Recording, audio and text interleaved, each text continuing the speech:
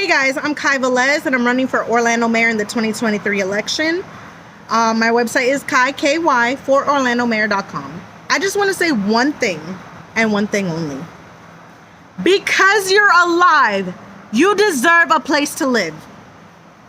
I said what I said. Let me go ahead and rephrase this for you, for those that don't understand. It don't matter what species you're from. It don't matter who your parents are. It don't matter how much or how little you contribute to society. It don't matter how much or how little you make. It don't matter your gender. It don't matter your sexuality. It don't matter your race. It don't matter what language you speak. It don't matter what country you're from. You deserve shelter.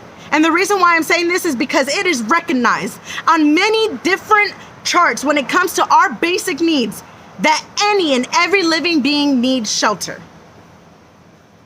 You deserve shelter. Let's vote correctly in this next election and in every election after this to ensure that everyone gets affordable housing. As in, affordable for you. Because I have been experiencing for the last year of house hunting to just rent a place. So many places that are unaffordable. It's unrealistic what these landlords are asking.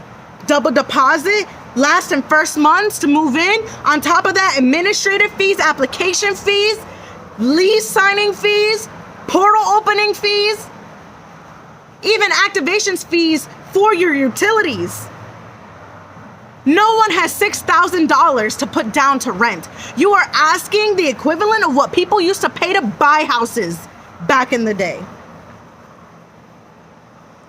It breaks my heart that we are doing this, that we're even in a society where we can't afford to live.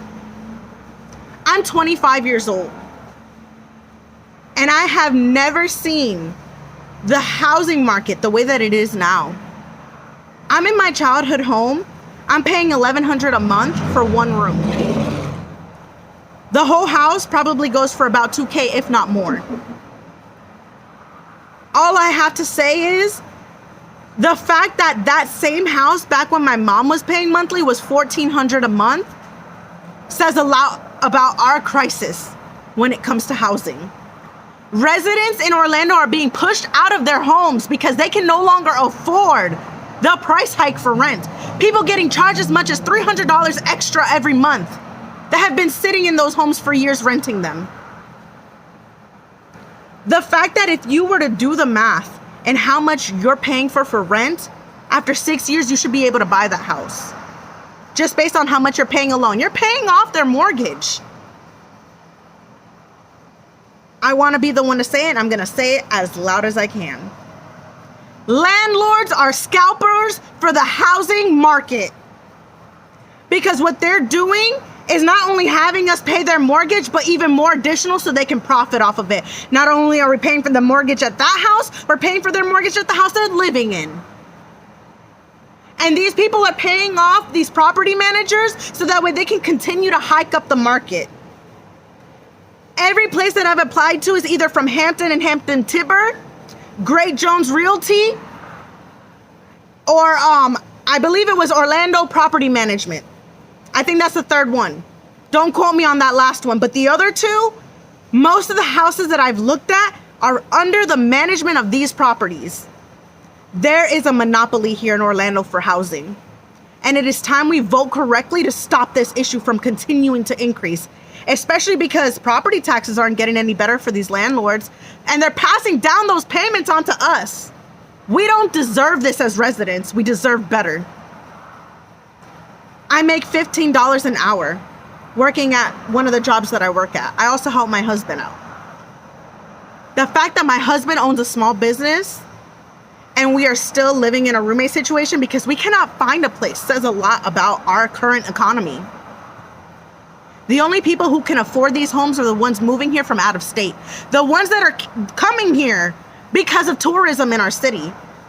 Tourism is not necessarily the enemy, but it is the reason why our housing market is the way that it is right now. Our prices are similar to those of New York and California. We're in Florida, for God's sakes. Why are we paying the same prices as these other areas? And the fact that this is even a red state And we're paying the same prices as democratic states. And I'm not labeling what I am. And I'm not labeling anything. But the fact of the matter is that we're paying the same prices as the same democratic states that people that are Republican tend to point as the enemy. They say socialism is the equivalent of communism. I feel like the current democratic socialist policies that are in place, such as rent control and other things like that, are not the solution either. What we need to do is look at the new homes we're building. Change the materials that they're building with so that way things are cheaper for us. If we built a home from hemp versus the current homes made from brick, lumber, and steel, these homes would be worth over $50K less, if not more, depending on where they're built. At the end of the day, just because the system is that the way it is doesn't mean that we have to accept it. We need to stand up for the things that we believe in. And if you believe that you're paying too much in rent and you're paying more than 30-40% of your income on your rent, there's an obvious problem. There's this old financial advice that was given to me. It's called the 50-30-20 financial rule. If we were to follow that, somebody here in Orlando would have to make at least $7-8 grand a month in order to be able to follow that to the T. Because most people here in Florida are paying more than 50% of their income on their basic needs. I know I'm paying more than 80% on my basic needs.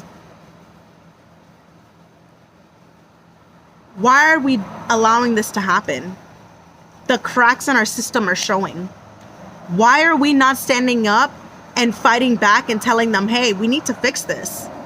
They're adding patches here and there, saying, hey, let's go ahead and raise the sales tax a penny. The penny tax. It's not even a penny. It's more than that if you spend more than $100. They offer up all these little bandages as solutions. They're not valid. It starts with the building materials, because the building materials is what creates the value of the home, on top of the area that it's located in, among other things. If we were to use cheaper resources to build our homes, the homes would be cheaper as a result. Rent would be cheaper as a result. But honestly, I'm the kind of person where I've been thinking a lot deeply into this housing situation, and I'm asking, why are we paying rent? It's obvious that if we're able to afford rent, we could definitely afford mortgages, because we're paying more in rent than mortgages are ever going to be costing us. Unless you pay for $1 million home, but let's be logical. Not everyone wants $1 million home, nor is that feasible for most people. All I gotta say is, at the end of the day, we need to put people in office who have solutions, or at the very least ideas.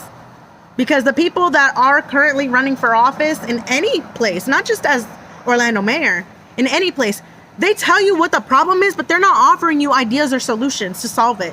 They tell you the facts and that's it. I have so many ways to resolve this issue. Abandoned buildings, changing what we're using for building materials and resources, changing what we're using for energy so we can save on electricity in the process, because that's obviously part of, a lot of people consider that a basic need as part of their rent bill. It's not really part of it, but when I do the math for my rent, I include my cost of electricity, so that way it just makes it easier for me to manage it. But at the end of the day, $2,000 a month for a 1-bedroom, which is something that I saw recently. Crazy! They told us it was 2 bedrooms. It was not 2 bedrooms. It was definitely one with a tiny living room. It was $2,000 a month, utilities included. Not many places offer utilities included, but that says a lot about what that 1 bedroom is worth, because I guarantee you that electricity for that 1 bedroom wouldn't even be more than $150, if not $200 a month. Which means that they're pricing that home at $1,800 a month without electricity.